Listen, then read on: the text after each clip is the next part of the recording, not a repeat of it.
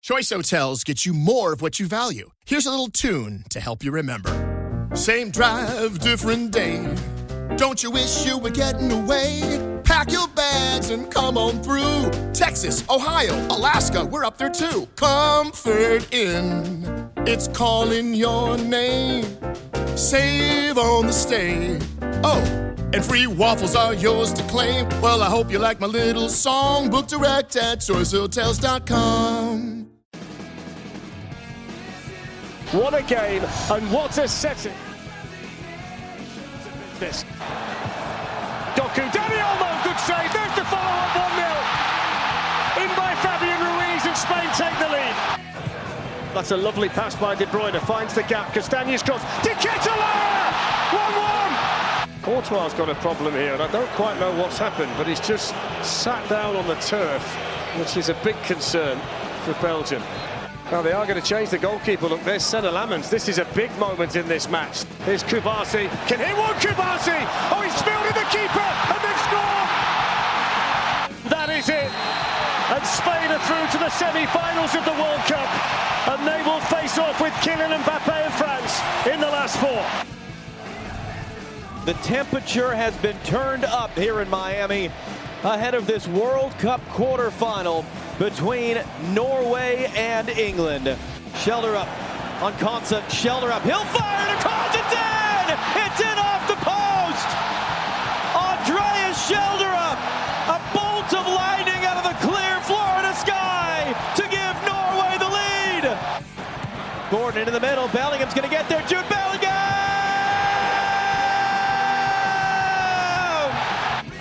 Rodgers lets it go, Nealon spills it, it's a goal! It's Jude Bellingham! It's England back in front! England move on to the World Cup semi-final. Goes a long way, and again, and it's into the net as well.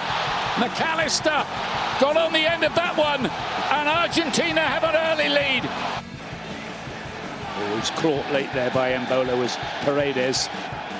He does issue a yellow. Yeah. Endoy again here, and they're level. Switzerland spring a shock, and Argentina are stunned. And there's going to be, I think, a VAR review here. After the review, there is no foul for number 5. And number 7, there is a clear simulation. Final decision, yellow card to number 7. Oh, wow. Oh, wow. And in that instance, all hell is going to break loose here. Switzerland are absolutely furious at that turn of events. Alvarez! Oh! That is a wondrous goal! Argentina do it again! The champions are still around at this World Cup. Argentina are the Chiefs in Kansas City tonight. Live from New York, it's the show that coped with a Sunday of no World Cup soccer by being out way too late at the Jay-Z show. It's unbelievable. Started 5 hours late. So I basically came straight from Yankee Stadium to here. Hopefully it doesn't show over the next couple hours. I was going to say, one of us was out until 3 a.m. at the Jay-Z show. Well, I don't know if there was 50. You guys could have been there. Yeah. I just know I was there. I assumed Brew probably, knew some of the guys. It's first things first. But I wasn't at the show. On today's show, Spain advances past Belgium with France up next.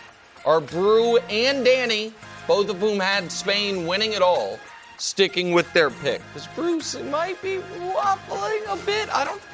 England gets more heroics from Jude Bellingham, who I do believe, I don't know what the segment was, but something before the tournament, Bruce said we should be talking more about Jude Bellingham. I know that happened. I can't remember when it was. I remember. Okay. It was my top 10 list. He was like, that's right. Where's Jude It was Bellingham? Danny's top 10. That's correct. But what's going on? Do he and his coach hate each other? We're going to investigate. And finally, Wemby kind of takes less than the max. It says pay cut on the bar. It probably shouldn't. He's getting a $40 million raise, but it could be a $50 million raise. He could have gotten more, but he's getting a huge. Whatever. We'll discuss it. Wild's out today, and I don't know if he wants me to say where he is, but I'm going to say it. because I want him to be able to write the trip off like I did to Tokyo. Wild's scouting France's opposition in Spain. That's a true story. Wild's back tomorrow. Fresh. Jamal's got him shook. He's working? He's working. He's man on the ground scouting France's competition. I didn't know that. I'm Nick Wright alongside Chris Broussard and Danny Parkins. Brew, how good do you feel about all your picks this morning? All four are right. Well, and I was going to say also Wemby. Well, yeah, I mean, the max, I figured that would happen. Yeah, sure. He'd get the max, but good for him. All right, we start today. You know what? We could start every show here in Kansas City. Messi and Argentina, once again, need extra time to get the win. They take down Switzerland 3-1 on Saturday night, thanks to an unreal goal by Julian Alvarez and a questionable dive from Braille Mbolo. Here's Chicharito and Peter Schmeichel talking Argentina post-game. Take a listen. It's scary for England because they haven't played their best game ever yet in these knockout stages. You know, against Cabo Verde, extra time. Then against Egypt, you need to come back. Now you go to another extra time. So you want and you expect an Argentina like that if you are England. But if they got out of jail if today, they decide to wake up and play good, it's going to be tough. I'm not even surprised at that. If you look at how they won the World Cup in Qatar in 2022, they never played a great game. It wasn't like, whoa, but they know how to play the tournament. So listen, Argentina, here's how they've scored the go-ahead goals in each of their matches in the knockout stage. Cape Verde, 111th minute. Egypt, they were down 2 with 12 minutes to go. They score 3, including the game winner in stoppage time. And Switzerland, the goal to go up 2-1 in the 112th minute. So they're obviously my team. I'm a big South American football guy. Everybody knows that. Your latest team. They also now, Brew, have the worst odds of the 4 teams to win it all. And this one stunned me. They are underdogs in the game against England. Do you believe they can win it all? Sure, right? I mean, they're champions, the defending champions. They got an all-time great, maybe the all-time great, playing still at a very high level. I like that Alvarez, that was his first goal of this tournament. He was big in 22 when they won it. And he's coming, right at the right time. He's finding his game. That was an incredible shot. So that could be a good sign for them as well. You certainly be silly to write them off. And there's some thought out there. I don't agree with this, but some people think they just haven't had to bring their A game yet. They're going to have to beat England. I do think, though, Nick, that they should be the underdogs against England. Wow. I also think they clearly, to me, look like the 4th best team in the last 4. Last 3 games have been nail biters. And look, they benefited from Mbola with the second yellow card. Now he's out of the game. I think that was the right call. You can argue, like maybe you would say it was technically right, but you hate to see him, ejected, for lack of a better term, at that point in the game. But he clearly took a dive. And he has to know that by the rules, that's an automatic yellow card. And he already had one. So there's no question he was trying to dupe the refs. So it is what it is, but they benefited from it. But even though for about an hour, Switzerland was playing with 10 men, it still took them extra time to go ahead and get that win. So they haven't played probably their best game yet, but they look like the 4th best team in what's left of the field to me. No question. And no question. No question England's looked better than Argentina. Really? Yeah, because they've beaten better comp, don't you think? Well, yeah, but I mean, better competition and form matters. Like what you're doing most recently, I do think should carry some extra weight here. And you showed it on the graphic to lead in. They are fortunate to have won each of their last 3 matches. Cape Verde, Egypt, and Switzerland. I think they were going to lose that game to Switzerland if not for the red card. Really? Yeah, I thought that Switzerland was playing they had seemingly taken control of the match, and then they scored their second and third goal when they're up a man in that spot. I thought Switzerland was playing with a tremendous amount of confidence and control in that game. And so, listen, I I know they're the defending champs. I know they have the best player. I completely agree with you about Alvarez. His goal was amazing. And early in the tournament, it was like, were they too reliant on Messi? It's a team game. And so I do think that maybe bodes very well for them if he starts coming on, kind of like Bellingham has come on for England to help out Harry Kane. So like maybe that's the escape hatch for them. But I think they're fortunate to have gotten to this point. I'm picking England to beat them, even though I had Argentina before the tournament, and I would be stunned if they beat Spain or France. Okay, you wouldn't be stunned if they beat England. No, but in terms of winning the tournament, if it looked like they could win it all, I would be stunned. So I just vehemently disagree with you guys on, first of all, them versus England, and second of all, whether or not what they're doing is sustainable.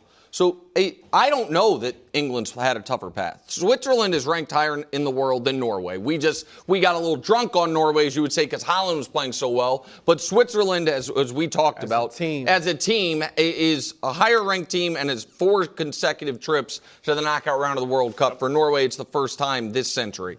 The Mexico versus Egypt, very similar world rankings. Now, that environment was so much harder, and I give England a ton of credit there.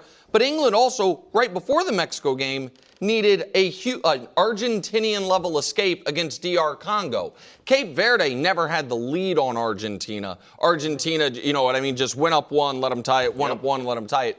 Obviously, Egypt was up 2-0 late, and that felt like they needed a miracle, and then as soon as they scored the first goal, it's like, okay, they're going to get the miracle. So I just, I think if we want to say France and Spain have been clearly the 2 most dominant teams in this tournament, I will agree with you on that. I disagree about the Argentina-England thing, and I was surprised they were underdogs. I also think these 2 graphics have to speak to why Argentina can win it all. We spend so much time talking about this amazing France offense and attack. Argentina has scored more goals. Argentina leads the tournament in goals, is second in goal differential, is second in expected goals. Now, certainly their defense has not been as sturdy as, in my opinion, any of the other 3 teams. But if you want to get in, a high-scoring game, like they're ready to play that. They've played 6 games this tournament. They're averaging just under 3 goals a game. And then there's this other thing, which is they never lose. This is the Argentinian team in knockout football in major tournaments, meaning Copa and the last 2 Copas and the last 2 World Cups. They've won every tournament they've been in. And so, Brew, I do think there is a level of belief these guys have, and it feels to me like that belief can at times, like the opponent is almost waiting for the shoe to drop. Now, some of that might be the conspiratorial, every call goes against us when we're playing these guys, but we have seen guys, positively or negatively, kind of lose their minds against this team. The Cape Verde guy scored a tying goal, not a go-ahead goal, runs into the stands. The Egypt coach flipped out to where his brother and assistant coach had to tell him to, calm down. Right. The Swiss player, I don't think needed to do that. You know what I mean? And then take the dive. Take the dive. Yeah, like he had no way. And so I think there is. I don't want to say they are inevitable because they obviously can lose any game they play. These are the 4 best teams. But there is an air of inevitability around them that I think actually helps them on the field in these games. I think against the teams that they've played, and nobody obviously is on Messi's level just historically. But I don't think Mbappe and those guys, Yamal, even though he's young, and Harry Kane and Bellingham, they're at a level where currently they're on the level of Absolutely. Messi, right? So I don't think they're going to kind of be in awe of him or anything like that. Whereas I think Egypt and some of those teams, Cape Verde for sure, wow, we could beat them. We might do it. I don't think that'll be the case against these other teams. All right, let's move on to the other Saturday match, the matinee. Jude Bellingham plays hero again. His 2nd consecutive brace. He now has 6 goals this tournament and is sneaky in this Golden Boot race himself, particularly if you guys are right and his team's going to knock Messi out of the tournament. Yep. And if you guys are right, Spain's going to beat France. He could be the guy to beat. Yeah. England wins in extra time, 2-1 to advance. Here's Zlatan post-match. They haven't played their best. game they can play. They haven't performed the best the way they can, but they have been showing fighting spirit. They showed it against Mexico with one guy less. They showed it today. They showed it in the other games where they were losing the games during the game. And the way you come back is mentality. Brew, biggest reason England won. 2 words. Jude Bellingham. There All right, now a lot of people before the tournament wrote him off. There was talk he might not even start. And Danny Parkins had no use. No use for Jude Bellingham before the tournament started. I have the evidence. Wow. No, it was done. Did you with. think about, I'm giving the guy from England, Jude Bellingham. How did he? I mean, listen, he was in the others considering votes. We could have done 100 guys, and so like, why are you most excited to watch him? I guess there's debate if he's going to even start. Yeah, which seems crazy to me. And some of the players said that. Like, I don't know if maybe that's the coach trying to motivate him. Right. He's kind of had the hamstring injury with Real Madrid this year, but typically he's come up big for them in big moments. So it'd be nice to see him have a great cup.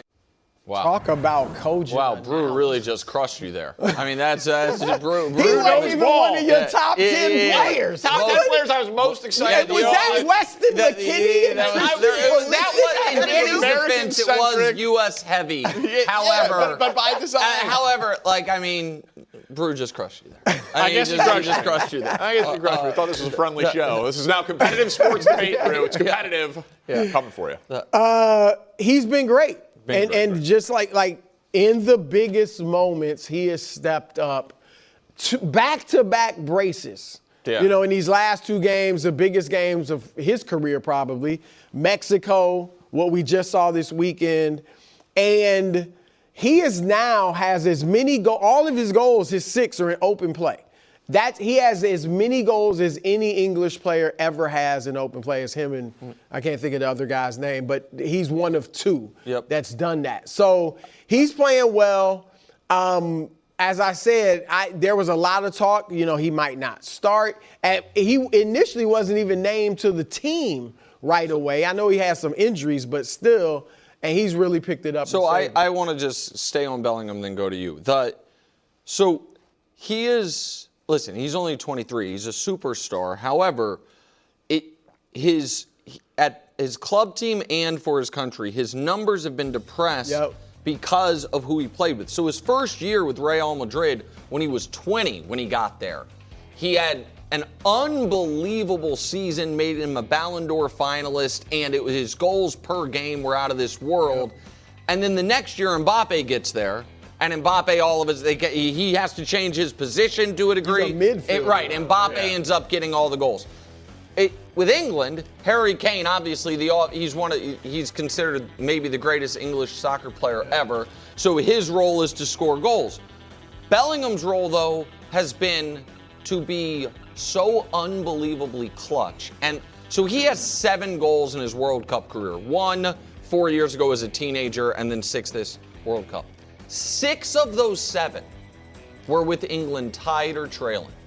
The only goal he's ever scored with England having the lead was the 2nd goal against Mexico, which was, again, the reason I point that out is sometimes, even in World Cup competition, what you see is guy has 7 goals and 4 of them were against Uzbekistan or Saudi Arabia or whomever in games the team was running away. Yep. His goals this tournament, second half tied 2-2 with Croatia to take the lead. Second half tied 0-0 with Panama in a game they had to have to win the group to take the lead. The 2 versus Mexico tied and then to go up 2-0. And then yesterday against Norway, down 0-1 and then to take the lead. So he's been unbelievable, and so I agree with Brew on that. Well, listen, we can make it a clean sweep because, Brew, what do those 2 words say here? Jude Bellingham. Yeah, like he was the biggest reason, but you guys covered that well. I mean, his first goal was remarkable. Like if we were doing a one shining moment of this World Cup, that goal would make the highlight montage. It was one of the best goals of the tournament, so he deserves his credit. So I guess I'll focus on my other point for it. That was a game that I felt like if we played that match 100 times, it's like 52-48. That was a weird match. Yeah. Like a lot of things happened, right? Like Norway had a goal taken off, Holland subbed out, Tuchel, the manager for England, was just screaming at his team, seemingly from the first minute of the match. Like he was going insane in the hydration break, and I'm watching like, I kind of thought England was kind of in control of the first 15, 20 minutes of the match, and he's going nuts. The ball hits the wire. Allegedly. FIFA says it no. looked like it did. No heartbeat. And that old heartbeat didn't spike. I don't know. So it really looks like something changed. It looked like something changed. So that was just a really weird match where a lot of razor edge 50-50 things happen. And there's a ton of, listen, soccer game goes 2-1. There's always a lot of like little moments. Yeah. But that one seems to me to be an extreme version of it. So I do think it's fair to say, and Tuchel did speak to this after the game, and I know we'll get more into all of his comments a little bit later, but it did just seem like on this day, luck was on England's side, and that helped them ultimately get the win. Because I don't think England played terrifically, but you're right. They were able to get some lucky bounces or good bounces. I want to ask this, Nick, though, because one of your, I guess, favorite players, Erling Haaland. Yeah. He subbed out for the second, extra session. And I know, his coach said he was fatigued, had a dead leg. But we win it, Pulisic, for, coming out. And there was talk that you had to cut my leg off to take me out.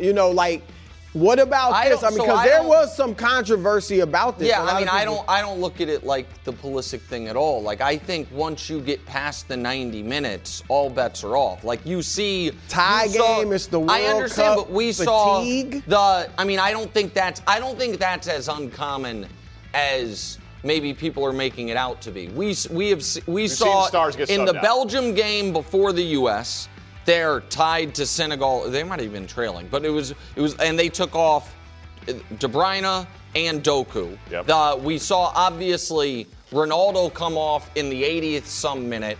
You see, there's another superstar that I'm forgetting that came off in extra time, and the concern was if they take the lead, what's going to happen there? It might have actually been England against Mexico. They took off Kane. Right. England, Mexico late in the game for. Was it tied? No, they were ahead by one, and if Mexico had scored, he wouldn't be available. Right. So I don't think that is. I think guys coming off, late in extra time is not that odd. But it is fair to say, like, that was a disappointing game for Haaland. He didn't have the opportunities, and the one opportunity he could have had, his teammate missed him and didn't get in the ball. See, I think, I agree. That was the other biggest reason England won is this play. Yeah, this was to go up 2-0, and it's just a catastrophe. Yep. I just think and again, the dead leg, I don't know about that, but he's a decoy if he's in there. And I get that, he doesn't get a lot of action at times, but he can be a decoy, and England was getting fatigued too. Sure. So maybe he could have scored. He doesn't always have the ball, but maybe he could have scored. So I just think it was odd. It was odd, and I agree, even with the dead leg, you feel like on a corner, like a header is a possibility. Right. All right, let's go to Spain. They took down Belgium 2-1 Friday. This is unfortunate. Backup goalkeeper comes in, ball spills out. Not great. Now, they did finally allow a goal. This full screen, though, still exists, which is, that's the best defense. And, by the way, you don't ever get the ball. Right. They have the ball 2/3 of the game, 5 shutouts, 1 goal. The game they've allowed 1 goal. By the way, the team they're tied with for goals allowed is a team that's been long eliminated. Played fewer games. All right, so, Brew, this is your team, but I watched your walk-in. You seem to be flirting with France. Do you like what you saw? I got love for France. Yeah. Of course, Broussard, this is what I've been saying. Broussard's a French name. Yeah. I would love for Mbappe to win the Golden Boot, his second ever. He'd be the only player ever to win it twice. But Spain, so I'm kind of torn. But my pick was Spain. It's not like I did pick Argentina, but a few weeks ago I said, you know what, England's going to beat them after they beat Mexico. This is not that. I'm going to stick with Spain. They look good. I thought, as you said, they gave up a goal finally. I didn't think they were going to go throughout the tournament with no goals allowed. I thought Yamal played well. He obviously didn't score, but I thought he played a good, solid game, had some, He led him in shots. Yeah. I mean, he was active and aggressive. And I do think when they face France is more, they're going to be attacking themselves. So that should open up more opportunities for him. So I would expect him to maybe score against France. He's had 3 goals in his last 2 games against France. But overall, I thought they looked solid. The defense still was great, even though they allowed a goal. And so I think they're in good shape. They're clearly not afraid of France. He even said it, that France should be concerned with them after the game. The last time they played France, I know it was 5-4. Spain was up 4-0 in that game. Like, it's not only that they've beaten France 2 times in a row, it's that the first time they beat them, they were up 2-1 25 minutes in and held them scoreless the rest of the way. The second time they were up 4-0 and then 5-1. France scored, went on a furious rally late, but they were in massive control. They dominated that matchup. Go ahead, Danny. No, I mean, listen, Spain was my pick also. It's not as flashy as France because they don't score as much. And yes, they haven't now had a clean sheet in every match. They allowed a goal. But Belgium coming in had been one of the best offenses in the tournament. They had scored 3 or more goals in 3 straight. And they got no chances even. You keep going. Just throw up the shot chart, if you would, while Danny continues to go.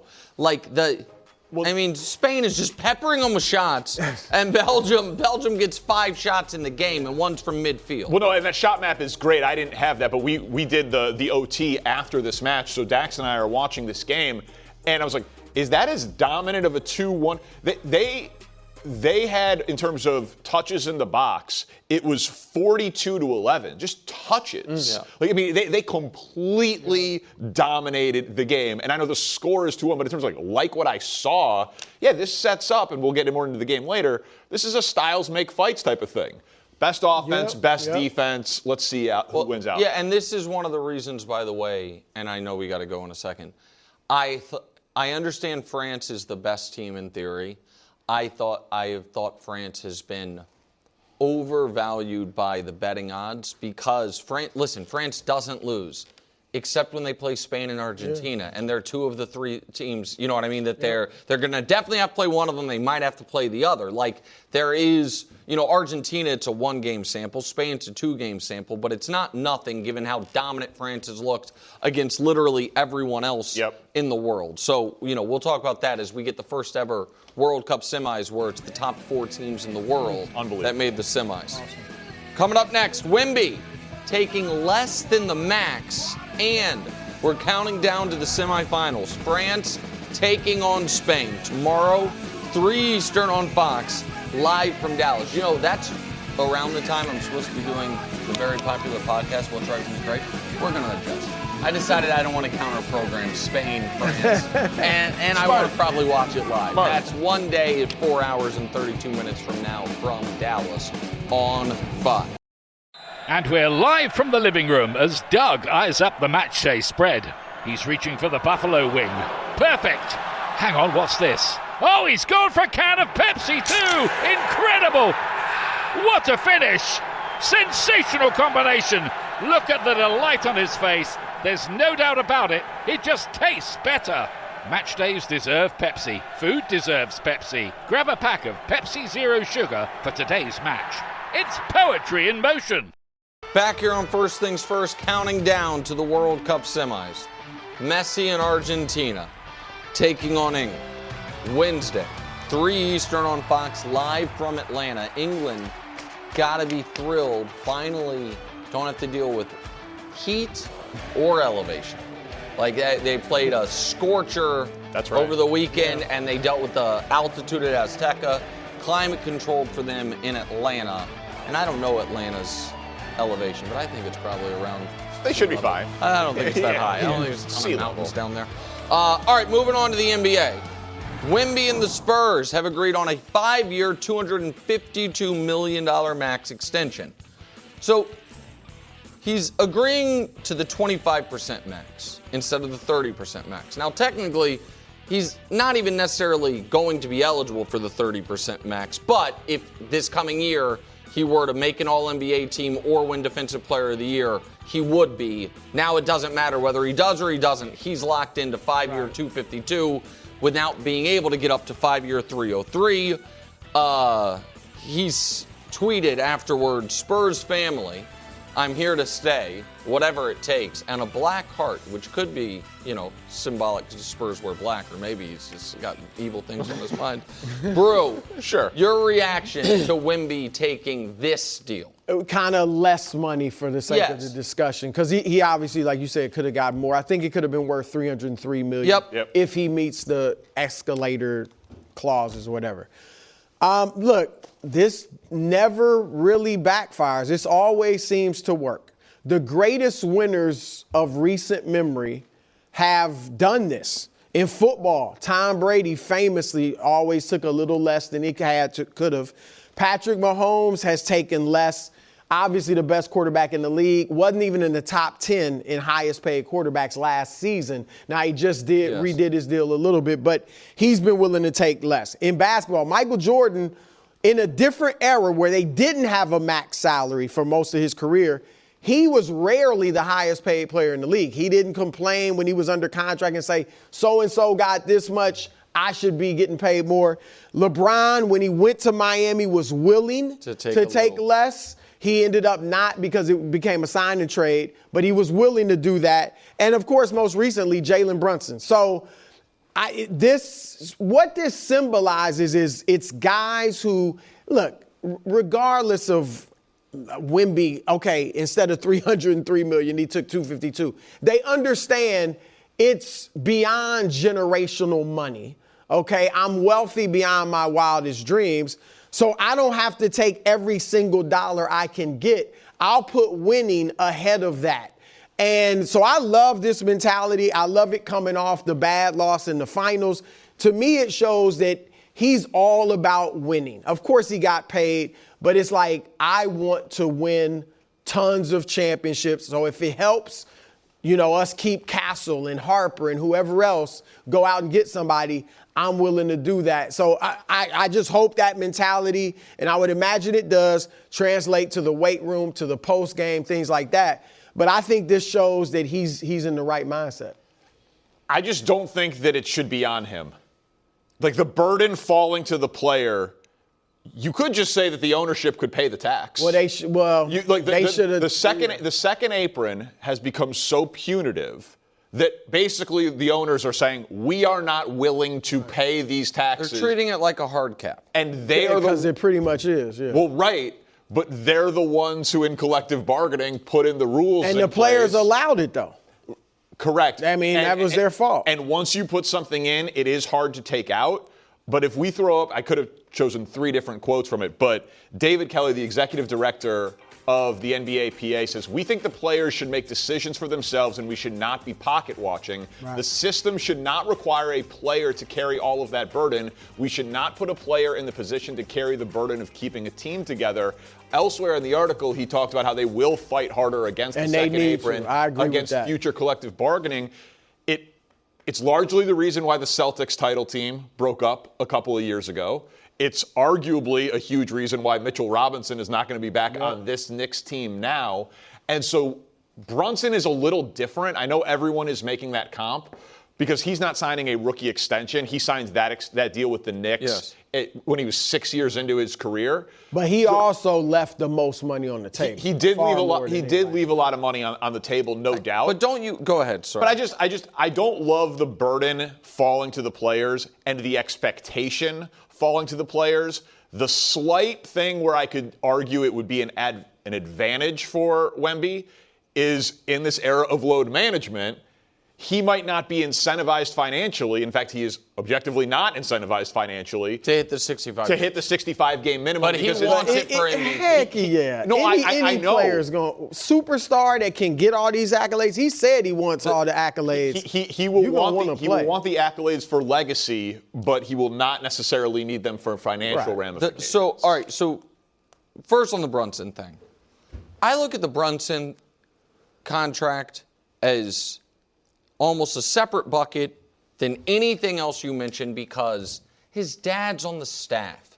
His agent's dad is the GM of the Knicks. That seemed like his college teammates were the guys he wanted to keep around. That was you're not going to see something like that duplicated. So not that much. Not that, you know what I mean? Right. Where it's the amount of money, it's the literal like family business being involved, all of it. Plus, because of those things, was there a bit of more than just a handshake safeguard on, hey, if something happens to you injury-wise, we will remember this and take care of you down the road. Now it doesn't matter, obviously, he's champion and finals MVP, where he felt more, safer than most guys would on, just being like, all right, just remember I did you solid. It's like literally, you know what I mean? We grew up together, guys.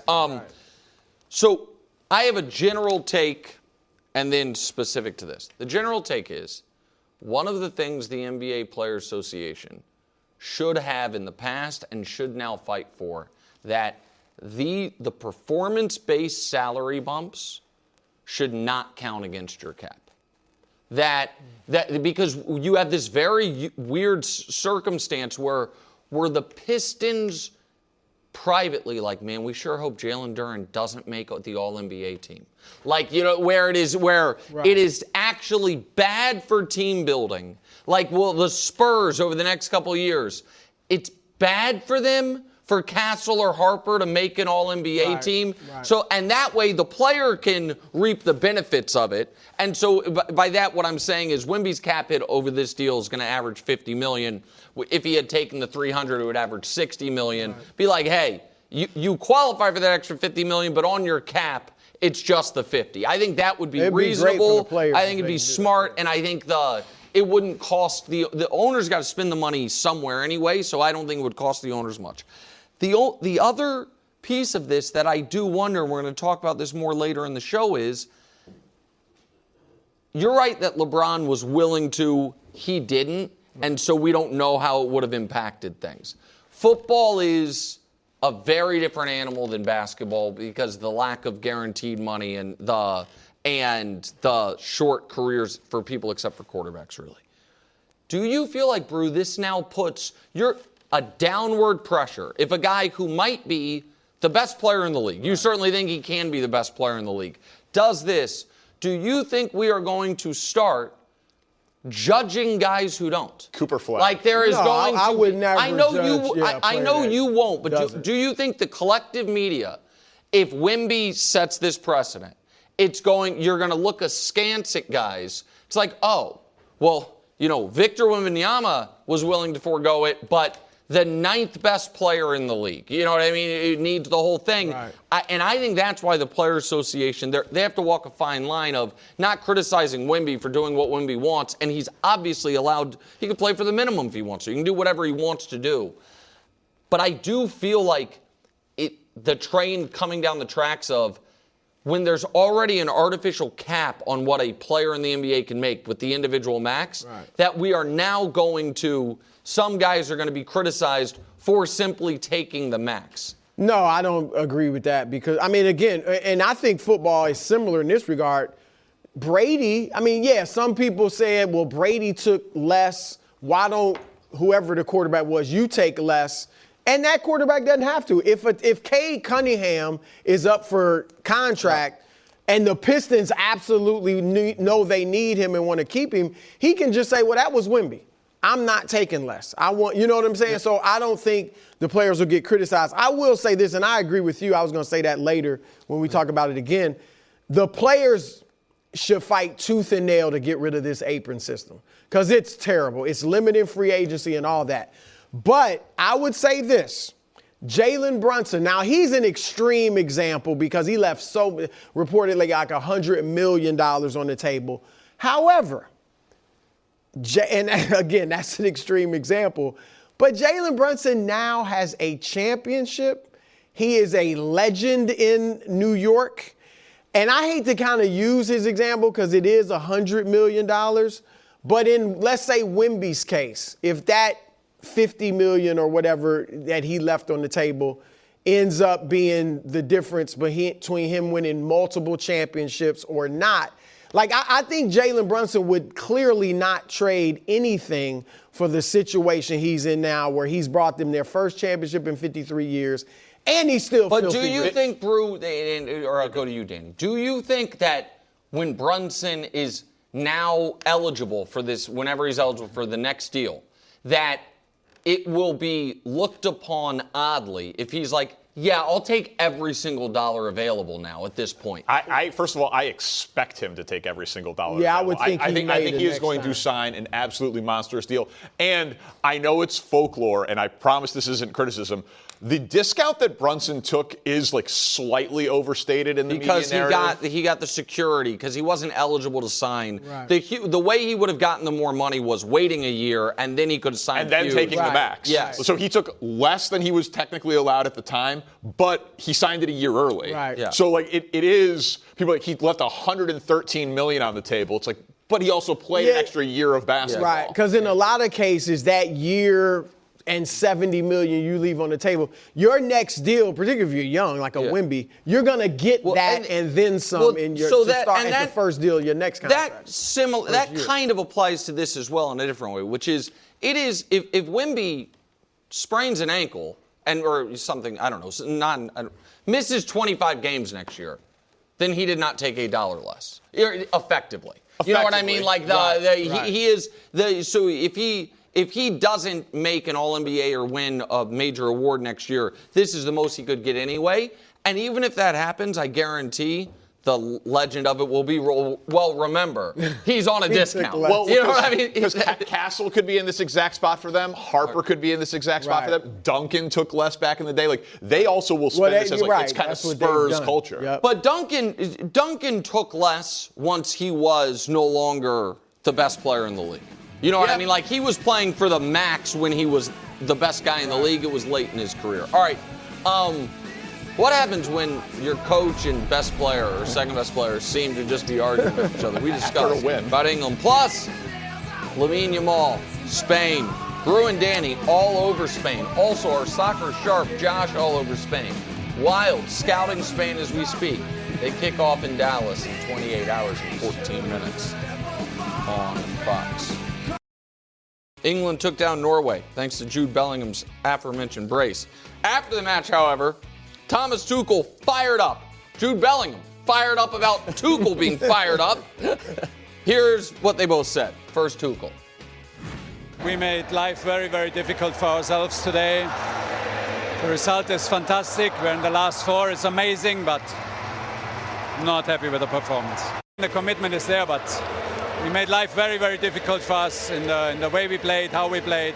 Sloppy, a lot of technical mistakes, not fast enough, not repetitive enough. We were lucky today. Well, whatever. Yeah, I think he obviously believes there could be more from the team. Yeah, it's difficult out there. It's difficult. It's a tough shift. All the players are putting a very tough shift. So my thoughts and appreciation goes to the players who was out there. Maybe he doesn't know what it's like to play in those kind of conditions against Erling Haaland, Odegaard, Nusa, Sorloth. You know, that's not an easy team to play against. All right, Dax, your reaction to Bellingham's reaction to Tuchel's reaction to England winning the game. This is one of the biggest nothing burgers I've seen at this entire tournament. There's nothing there.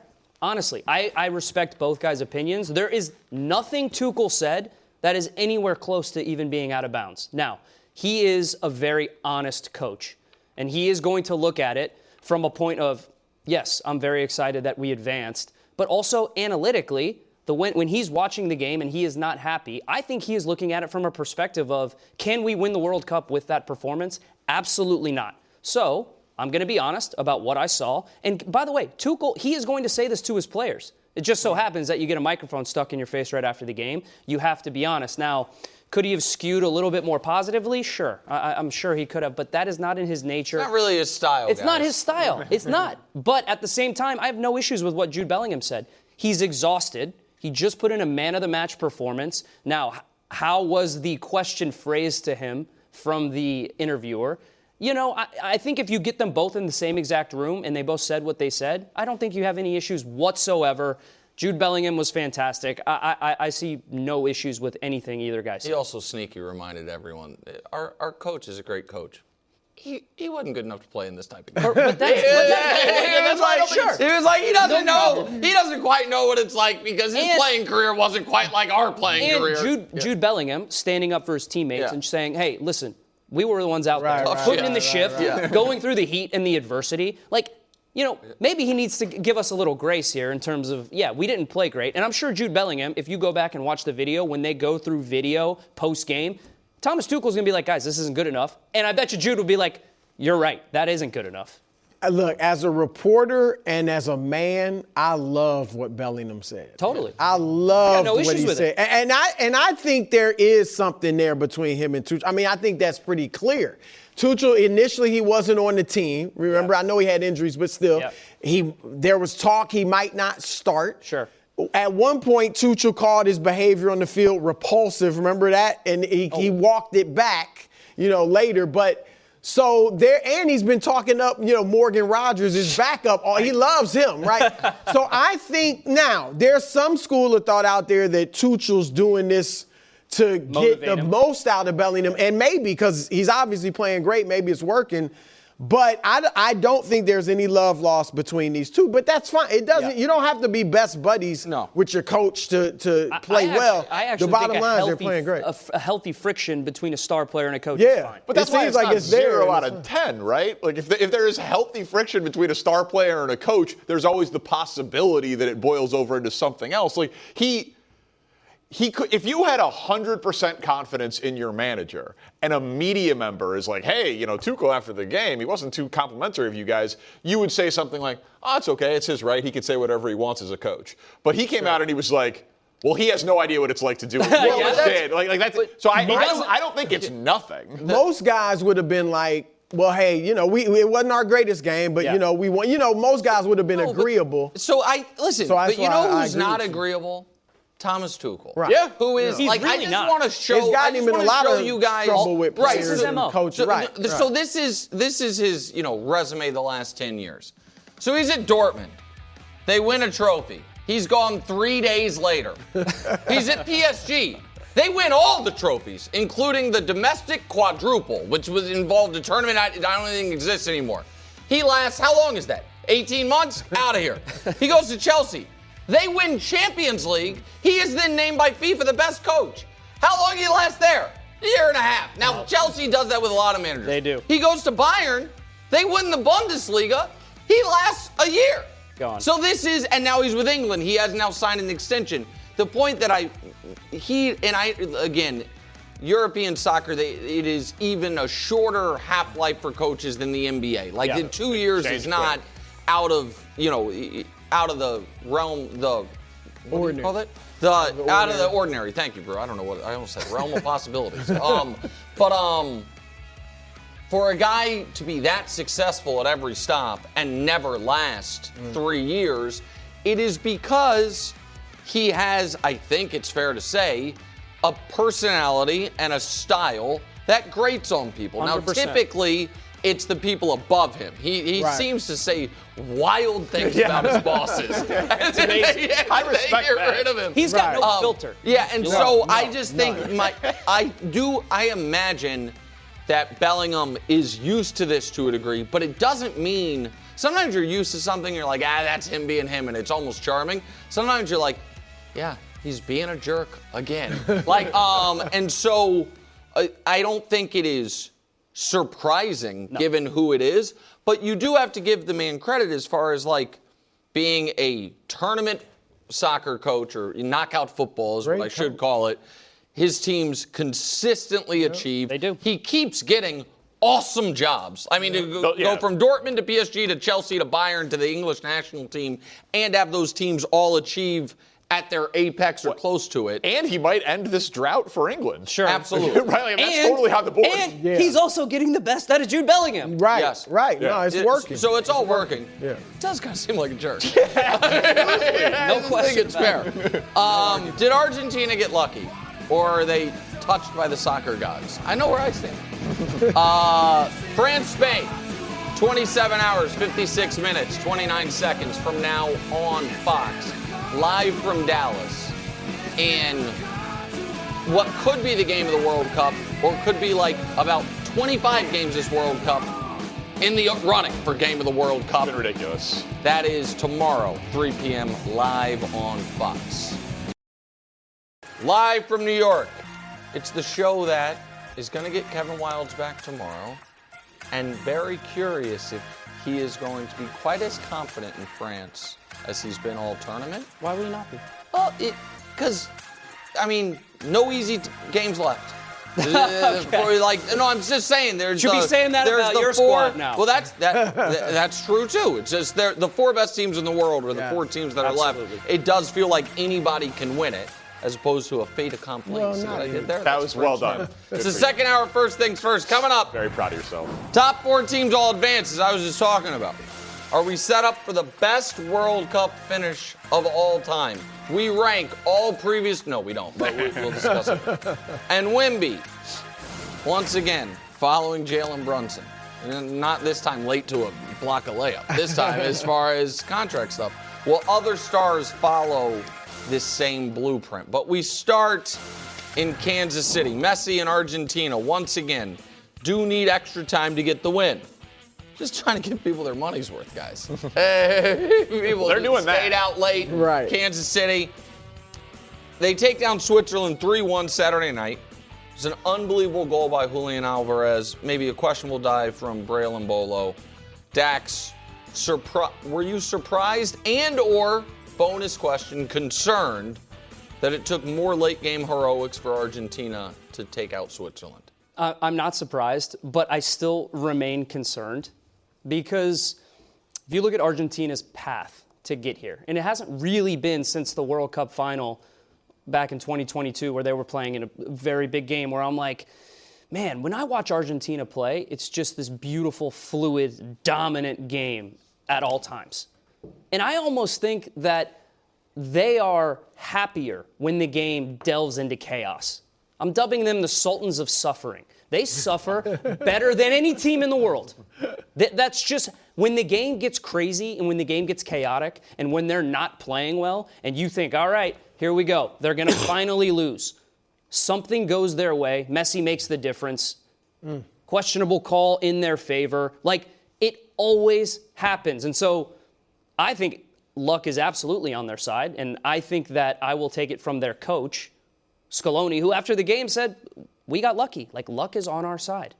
And so go ahead. There's very little evidence to suggest that Argentina can't win this tournament. They have the best player in the world still playing at a very high level.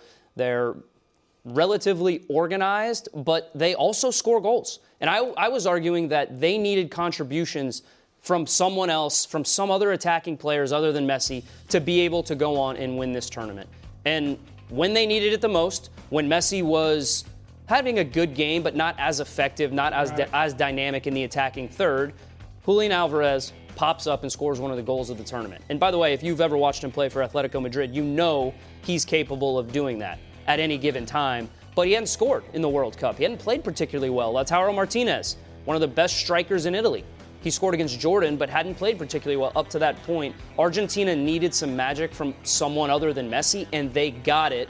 So while I'm not enamored with how they're playing, they dominate in the chaotic moments of the game.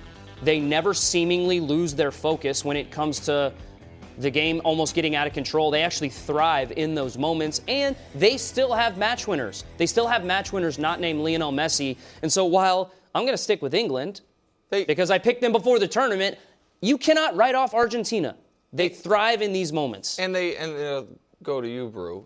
They also score more than anybody. They still have quality in the attack. They lead the tournament in goals. They lead the turn. Like, we can show you their offensive stats and where they're at. Like, it is first in goals, second in goal differential.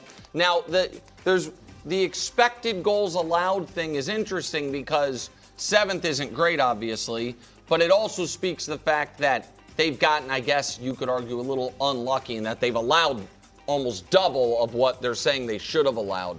So I don't look at, Brew, the close games as disastrous, in part because other than France, every game in the quarterfinals came down to the final moments. Like Spain, was 1-1 late. Like it wasn't the Argentina was never trailing in this match, unlike England. I think Norway and Switzerland are similar caliber teams. And so I'm not as concerned as I think some people are. Well, Dax, let me ask you this. You said you're sticking with England. Yep. Is that just because that was your pick? Like in your heart, do you feel like Argentina is going to win now? It's a little bit of both, but I still feel like England is the better team. I don't think England or Argentina have played particularly well at this World Cup.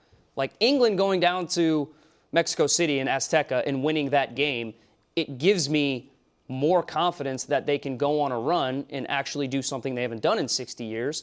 So, yes, you have Lionel Messi on one side. You have Kane and Jude Bellingham on the other side. I just think in the biggest moments, England, they've just got a little bit more in the attack than Argentina does. And I'm not enamored with Argentina's midfield. Argentina's midfield has not shown the propensity to be able to change the game the way that I've seen, at least from England's wingers at times. The thing I like about Argentina quickly, obviously Messi's there, but then I think Alvarez stepping up and some of the other, I think it's good for them to win a game where Messi wasn't scoring. Totally. Yeah. Like, so for confidence on the other guy. Right. His 10-match World Cup record of consecutive with goals ends, but he extends his all-time record with assists in the World Cup because he had the assist in the game.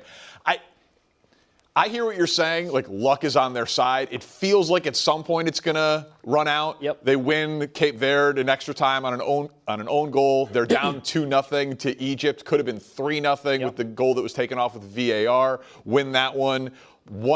It's 1-1 in this game against Switzerland.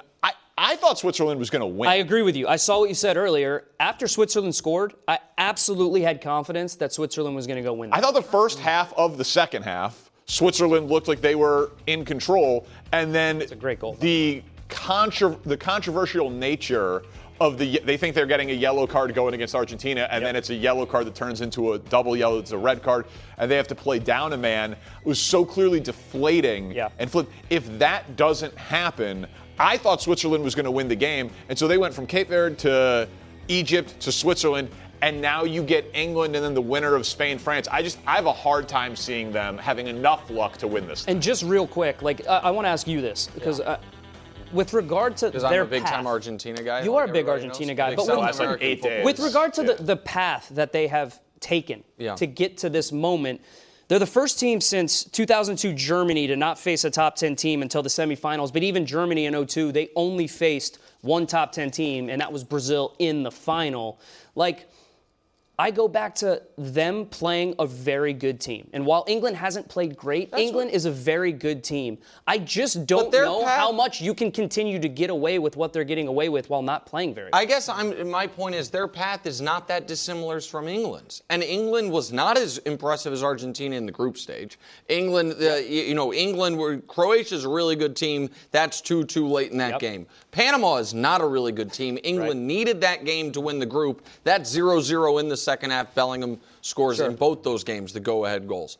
England is losing to DR Congo. That's also a game where DR Congo could have been up 2-0, much like Egypt had a goal taken away. They didn't, and then Harry Kane has the performance of a lifetime. Good for him. That great players do great things. Mexico is not a great team. They're a very good team. That was an impossible environment. So I give them a ton of credit for that. But I thought Mexico was in very good form. You're playing against a really confident Mexico team. No doubt. But I also, England, we just did a whole segment about England's manager being like, we got lucky. We weren't good. Well, you got to match up with the two teams that have been lucky in this tournament, according to their coaches. Right. And one of them, in major tournaments, never wins. And the other one, this decade in major tournaments, has literally never lost. So There's the history on their side. I mean, Argentina, after Messi's whole career, never winning a Copa, obviously never winning a World Cup, since 2020, they have won both Copas. They won the World Cup. They are now positioned, maybe win another one. All right, let's go to Spain here. They took down Belgium 2-1. This is unfortunate. Backup goalkeeper in. It spills out. There's the game winner. Now, we get to see what, at least for this show, is the main event. Wilds' Door of Destiny team, or is he called Destin? I don't speak French. Against Brew and Danny's Spain team. Dax, we know Brew and Danny think Spain can win. We'll get to them in a moment because they picked Spain to win the whole thing. Do you think Spain can beat this France team? And again, bonus question within it. Obviously, I know your answer. You think they can at the very least. Yep. Do you think they will beat this France team? I do not think they're going to beat this France team. They can, no question about it. But they won't, because I think France is excited about the way that this game is going to play out in the matchup. How come? Possession for Spain, first in the tournament. They are always going to dominate the ball. It doesn't really matter. I think France, they dominate the ball in this tournament because they have been the best team and they have overmatched every single opponent that they have played. But you actually see them come to life and you see those attacking players really thrive and get wide-eyed when they go up a goal. Because then they do not, the impetus is not on them to be the protagonist and to take the game to the opponent. They still can, and they can still dominate possession, but I actually think they prefer when they play against a team that can dominate possession, so there's space to attack for those dangerous, dynamic front four. Spain have a really good organization about them, especially when they have the ball. They're really organized behind the ball. Their rest defense is very good. It's at a high level. It's why they've only conceded 1 goal in this tournament, and it's why, really, teams struggle to even create chances or shots against them. They haven't seen anything the likes of what we've seen from this French attack. This French attack is the best attack in World Cup history. You go back to the 0-2 Brazil team with Ronaldinho, Ronaldo, Rivaldo, team that could hurt you at any given moment. This French team, they have more danger in that attack. They have 3 1,000% match winners in Mbappe, Dembele, and Olise, and then in Doué or Barcola, a really good balance of a player who can go 1v1 and unbalance the opposition. I think Spain can absolutely win this game if Lamine Yamal plays up to his potential and if he's a difference maker in the final third. But I just fundamentally don't believe this French team playing the way they are. I think 3 consecutive clean sheets in the knockout stage, defending well. I don't believe that Spain is going to be able to score enough goals to keep up with this French team.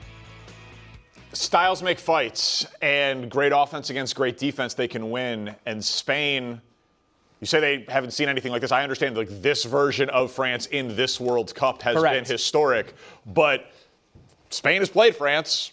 True. And beaten them. They have. Multiple times. And that's why Lamine Yamal has said we're not scared of them. And fair. Right, and that's the soft factor, right, that doesn't show up on a box score or anything. They are absolutely not intimidated by France. They are talking the talk, and we'll see if they walk the walk when the game comes tomorrow at 3 Eastern on Fox.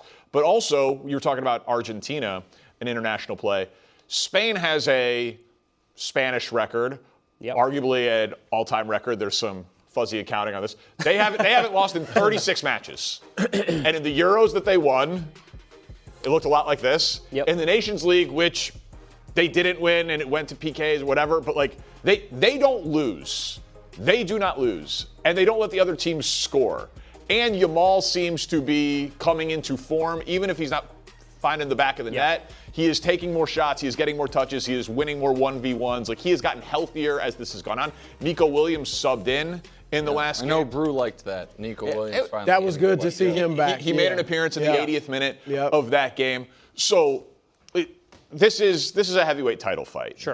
I compared it to Seahawks-Rams earlier, where we felt like maybe the Super Bowl was in the NFC Championship game. Like, these are the 2 best teams. Clearly, either team can win, but I don't think it's possible to write off Spain. No. Not at all. Not at all. And I think, Dax, France, I think Spain will get more opportunities than they've had before. Because I think France is obviously going to attack and score. It could be a high-scoring game. It was 5-4 the last time they played. Nick made the point. Spain was up 4-0 and 5-1. So I was going to show that. What do you think? Let me show that real quick first. So that there is an element of, listen, France doesn't lose often. But in the last 2 years, they have played Spain twice. And again, you could argue the games were not quite as close as the scores indicate. Euros 2024. They got blitzed. France scored immediately in that game, like 4 minutes in. Spain then scores twice before halftime, holds on. France, that great French attack, doesn't score in the final 85 minutes of the game. Nations League, that game is 4-0 in the 57th minute and 5-1 in the 68th minute. And then France ends up, coming a late charge. Yeah. again. Garbage time goal. I don't want to call it that, but it does feel like maybe Spain thought, well, we're up 4 goals. Right. Yeah. Like, we're probably going to be okay. Sure. So my question would be this, and we'll talk obviously more about this tomorrow with Wilds as well. Is there an element for France of, man, we just beat everyone, and this team beats us? You know what I mean? Where it is like a real level of concern. Again, mixing metaphors a bit. Thunder Spurs type of thing, where the Thunder just ran through everyone except for the Spurs. And did that give the Spurs a specific psychological edge that almost wouldn't exist if France struggled a little bit more with other teams? Like, you know what I mean? We played down to the level. And so that's where my concern would be for France. And it's a fair concern, and specifically when it comes to those last 2 results. That's why I think Spain will be confident going into this game and play with no fear. And yet I still come back to one player in particular who I can't, like, off the top of my head, think of, like, how much he played or how much he contributed in these games. But Michael Olise, he has become a world superstar before our eyes. He was playing in England. He goes to Bayern Munich, has the season of his life in Bayern Munich, is playing with more confidence than he's ever played with, and more production than we have ever seen from him in his career. That is kind of the wild card for me, because I don't believe he was the player he is now, whenever that was, 18 months ago, 12 months ago. So when you add Michael Olise to Mbappe, to Dembele, to Doué, in the form that he is in, there's an easy argument I could sit here and make right now that Michael Olise is going to be the best player on the field tomorrow. And if that is the case, you add that to Dembele, you add that to Mbappe, it just feels like Spain is going to have to score at the clip that they did when they scored 5 goals against them to be able to keep up with this French team, and specifically because of the form Michael Olise is in. Need a laptop that's built to perform and designed to last all day? Select Windows 11 PCs starting at $499.99 are now at Best Buy. Learn more at bestbuy.com. Best Buy. Imagine that. Back here on First Things First, counting down to Bellingham and England. Wow. Harry Kane lost his top spot on the marquee. That's what back-to-back bracelets will do for you. Taking on Argentina. I don't think Messi's ever losing his top spot on the marquee. Wednesday, 3 Eastern on Fox, live from Atlanta. I cannot believe Argentina's the underdog in this game. And if you want all of your data in one place, you need the Intuit ERP.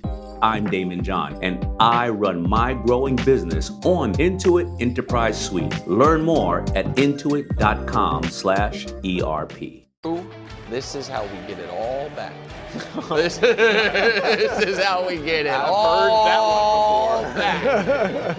Headed into the NBA, Wemby and the Spurs have agreed on a 5-year, $252 million max extension. Now, Wemby signing the 25% max. That can only be the 25% max. He does not have the option. He is turning down the potential for it to turn into the 30% max if he were to qualify by winning a major award or making the All-NBA team this year. So it is potentially a $50 million sacrifice Wemby is making for the sake of team building. He then tweeted, "Spurs family, I'm here to stay, whatever it takes." Danny, do you think there will now be more pressure on other stars to take less? Of course. I mean, and potentially starting as soon as next year with Stephon Castle.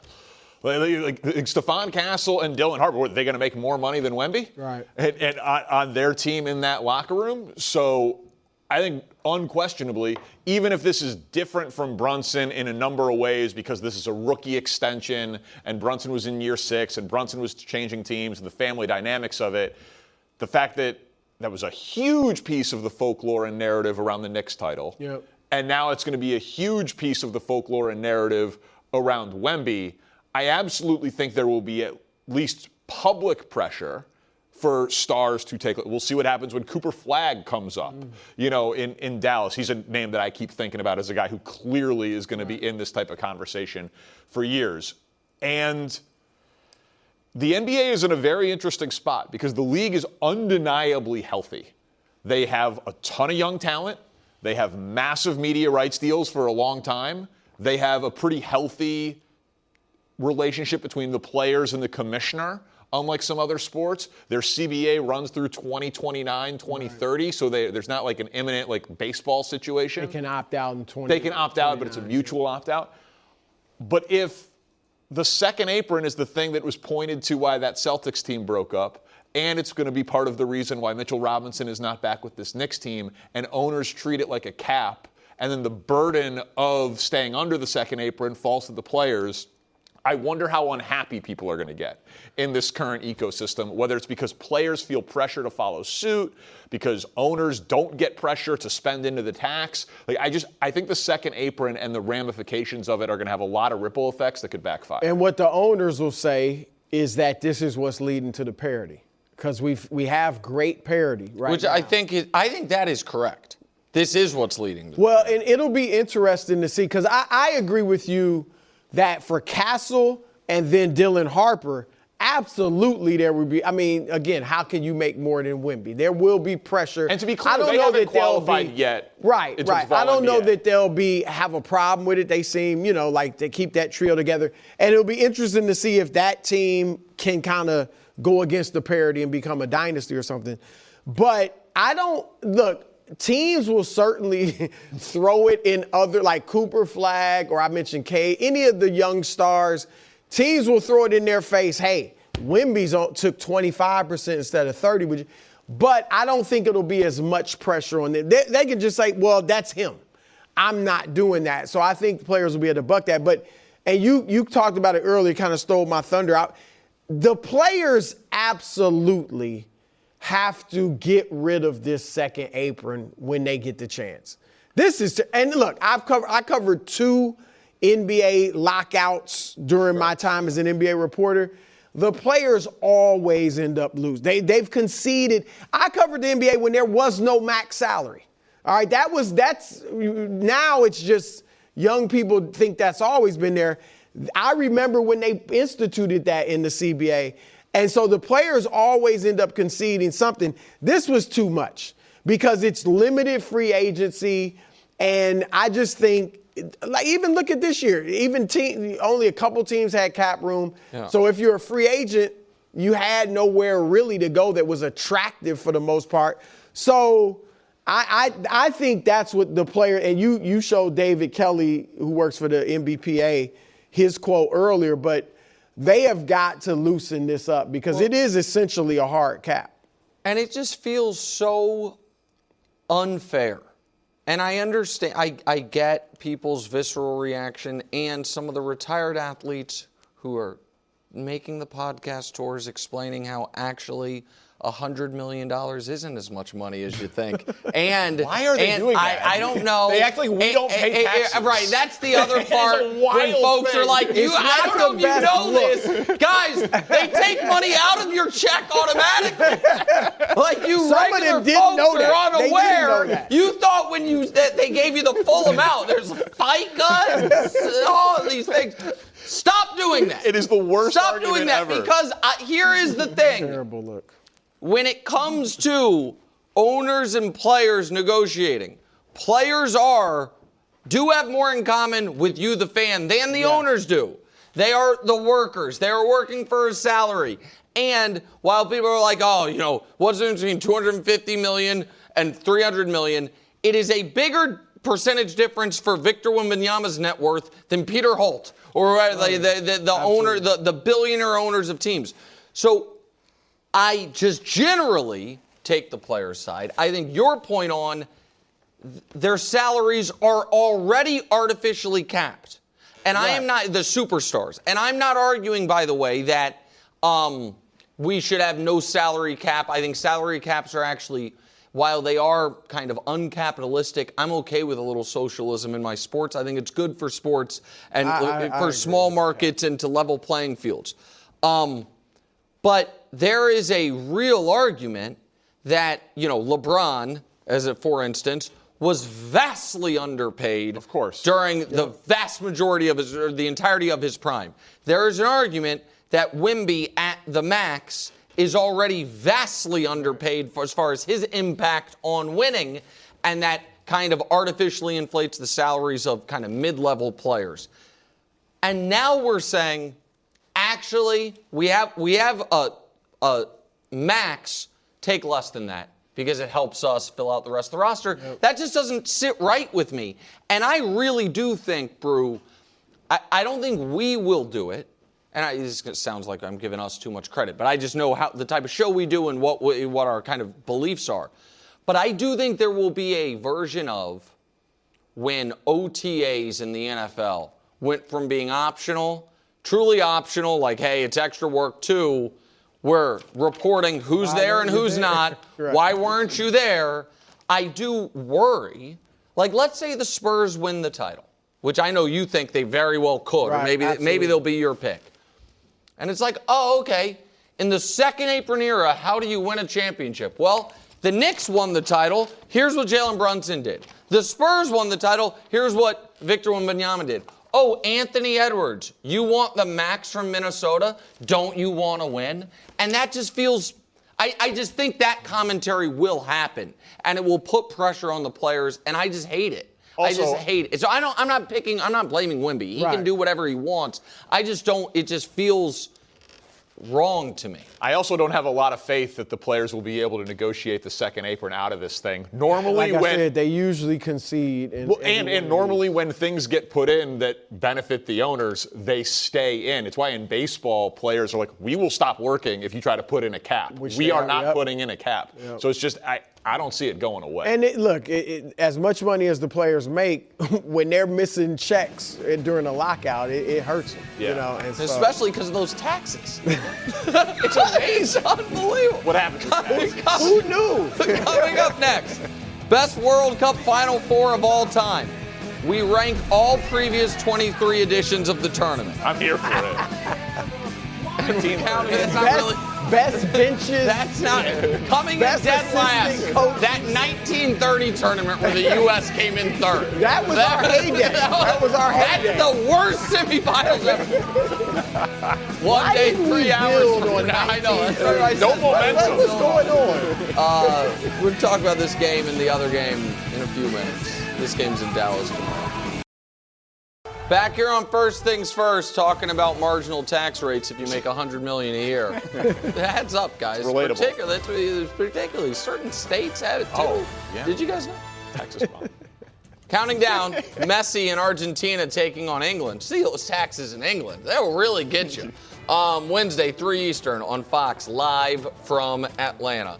Sticking with the World Cup, for the first time ever, FIFA's top 4 teams will play in the semifinals. France, Spain tomorrow. England, Argentina Wednesday. Mbappe, Yamal, Kane, Messi. This is the actual bracket. You could look at that, or you could just look at Brew's bracket from before the tournament. Now, hold on a second here. I object. This is bad journalism by us. Brew's actual bracket did not have England over Argentina. Dusty switched that. Dusty, that is not okay. I'm with Nick. I'm not necessarily in favor. Cogent analysis a few weeks ago, I said I think right. Just for the record. But Brew's original bracket did have those 4, as did Danny. Yeah, thank you. Exactly. Buddy, I've got them both built. Oh, okay. I wasn't going to leave you out. Thank you. I apologize. As did Danny's. What a bracket. You want to throw yours up there? No, mine. I had 3 of the 4. You had 3 of the 4. We got different ones wrong. Wilds had 3 of the 4. He picked USA over this Spain. side of the table's cooking. Dax, can I tell you my immediate reaction and then go to you about this being the last 4? I'd love it. I think it's a bummer for France. Here is France over the last, I don't even know how long. Just throw the France against Spain and France since the last World Cup against everyone other than Spain and Argentina. 19 wins, 4 draws, 3 losses.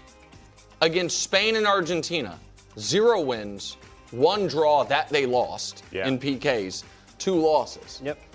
I'm not saying France is scared of anyone. I'm not saying, but what I am saying is, had there been, Spain was on the ropes at one point, Argentina's obviously been on the ropes.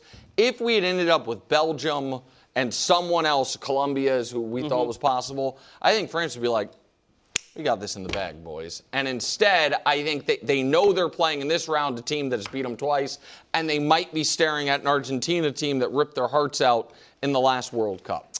I think that the best athletes in the world, the best soccer players in the world are on display right now, and I think they have short memories. I don't think that it's going to affect them in the least. And in fact, if I was a player in one of those locker rooms, I would be looking at this Final Four as what a tremendous opportunity to stake our claim and make our mark on, in my lifetime, the greatest World Cup that I have seen. And so I think that these guys are all really excited for the historical context of what is to come, for the quality that is going to be on display, for the fact that for the right side of the bracket, for England and Argentina, you're going to have to play better. Like, one of these teams is going to have to step up and play significantly better than they have been playing, because they know that they won't be able to get away with the way they've been playing in the previous games that they have had in these knockout rounds. And I think that makes for tremendous drama, tremendous quality. And the one thing that we've seen throughout this whole tournament, the superstars being the superstars. In past World Cups, we've seen a lot of great players have big tournaments, but maybe one guy doesn't perform, or one guy doesn't show up, or one guy's knocked out early. I mean, fundamentally, for the most part, we have seen the superstars dominating this tournament. And if that holds, you will see the superstars winning the biggest World Cup, the greatest World Cup of all time for their country. Yeah, I agree with Dax. Like, if I'm look, certainly if they felt they had an easy path, I mean, your ultimate goal is just to win the World Cup. Right. But you want to play the best, and they know this is going to bring the best out. Like, if I'm looking at this Final Four and I'm any of the teams, I'm like, this is it. These are the 4 best teams. We have a chance to end up being the number 1. And so I just think that this World Cup has been phenomenal, because we've gotten a few Cinderellas, a Cape Verde, Norway even to some degree, right? And yet, at the end of the day, you as nice as it is to see Cinderellas, and we always say this with March Madness, you don't necessarily want to see a Final Four with 3 Cinderellas. You know what I mean? You want to see the best. Correct. And every team has big names. 100%. Every single team, like the biggest names in the sport, and they're all playing well. And so we've gotten just about, even us Americans had a little momentum at one point with Team USA. So we were excited about that. So I just think it's ending up to be everything you wanted it to be. So the France-Spain game, that one's easy. Yeah. The 2 favorites, the best offense, the best defense. We've talked about it a bunch. We could talk about it more. The Argentina-England game also. We're going to talk some Falklands War here? Honestly, is that what we're going to do? I'm here for it. Yeah. I was freshen up today. Yeah. This match has everything. Like they hate each other. The geopolitical hatred over the Falklands Islands in 1982, but the soccer history, the 1966 World Cup where England wins, they play Argentina. There's the argument. Well, in Argentina, they refer to that goal as like the theft of the century because there was an offsides that would have been called back if VAR had existed. That's the 1966 World Cup. Then the 1986 World Cup is Maradona and the goal of the century and hand of God and all of that. In the same game. Amazing. In the same game. In 98, it's the famous David Beckham red card game where there's the whole altercation on the field. And Messi, he's played 205 international matches, has never played England. Because when he was supposed to play him when he was 18, he was suspended because of a red card. So it's England's first shot against Messi, Messi's first shot against England. The countries hate each other. In England's World Cup win, Argentina has beef. In an Argentina win, England has beef. It's a perfect game. And they're probably playing for the right to be a huge underdog against France or Spain. It's just incredible. They're playing for the right to be second to France. Sorry, guys. I mean, that last part I disagree with, and I think that which speaks to why I think I'm surprised, and I think it's wrong. Like, I think the odds makers are incorrect in having England as a favorite over Argentina, and I think it's also incorrect to have France as this big of a favorite with this many great teams left. Like, I look at Spain-France as a coin flip. Do you think, though, that Argentina's defense against France, like if that was the matchup, that would just seem borderline impossible for me?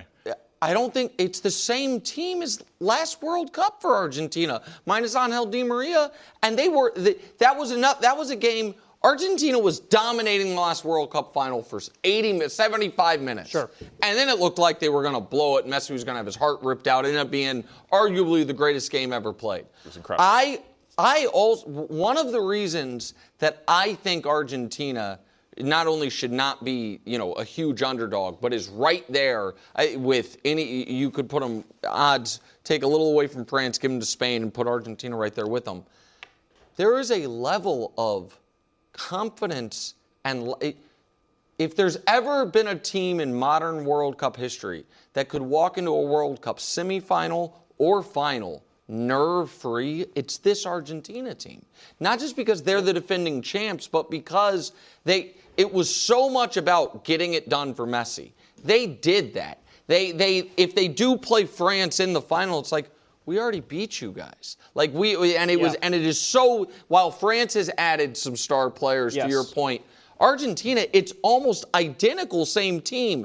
And so I just think that this is the biggest game any of the England players have ever played. For Argentina, it's not close to that. I think that helps them a lot. Home Run Derby tonight. We discuss it. All-Star game. Talk about a big day tomorrow on Fox. Oh, yeah. We got this. Woo-woo. Then the MLB All-Star game right after. France, Spain on Fox in 27 hours, 7 minutes, 53 seconds.